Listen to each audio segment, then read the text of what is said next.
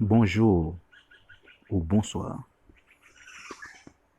c'est votre ami Gétro Attila. C'est pour moi un grand plaisir de vous rejoindre sur cette chaîne. Dans cette série, nous allons voir ensemble le plan d'étude d'une fonction circulaire. Alors on dit fonction circulaire ou fonction trigonométrique. Nous allons voir ensemble, comme je viens de dire, le plan d'étude d'une fonction circulaire, c'est-à-dire tous les points que vous devez savoir pour pouvoir tracer, c'est ce qu'on appelle l'allure ou le graphe, autrement dit la courbe d'une fonction trigonométrique. Ok, je vous invite de regarder cette vidéo de commencement jusqu'à la fin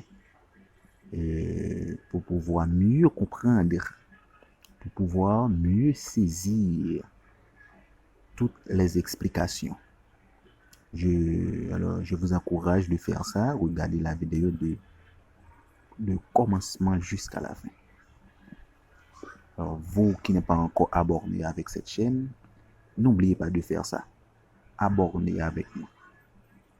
Et c'est la seule façon que vous pouvez m'aider d'agrandir cette chaîne. Abonnez, like, commentez. Dites-nous que pensez-vous de ce travail. Alors j'espère que vous allez faire toutes ces choses que je viens de dire. Alors je retourne tout de suite après la pause. Restez là.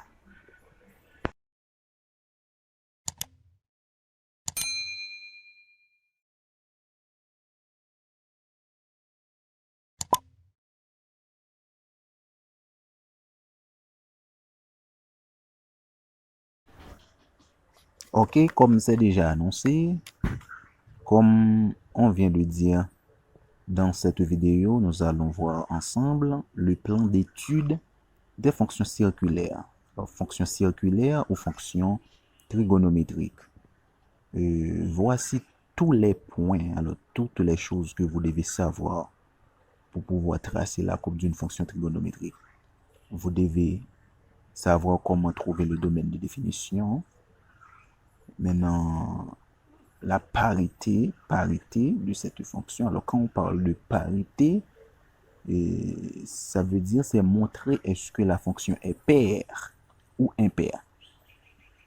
C'est voir est-ce que la fonction admet un axe de symétrie ou un centre de symétrie. C'est très important. C'est ça, la parité d'une fonction. C'est montrer exactement est-ce que la fonction est paire ou est-ce que la fonction est impaire. Ok, la troisième chose que vous devez savoir, c'est calculer exactement, ou du moins déterminer, c'est ce qu'on appelle la périodicité de cette fonction.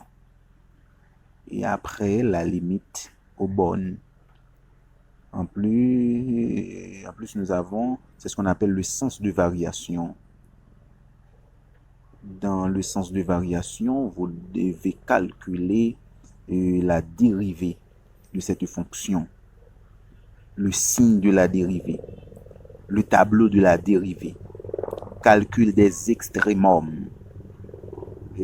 Quand on parle de extrémum, vous savez que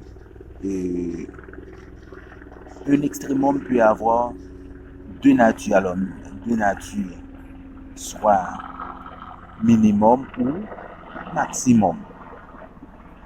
On est là? Vous devez calculer normalement, c'est ce qu'on appelle l'extrémum. Alors, s'il y a lieu. OK? Et après, on cherche les points sur les axes. Le tableau de variation. Après toutes ces choses-là, maintenant, on trace l'allure ou le graphe de la fonction.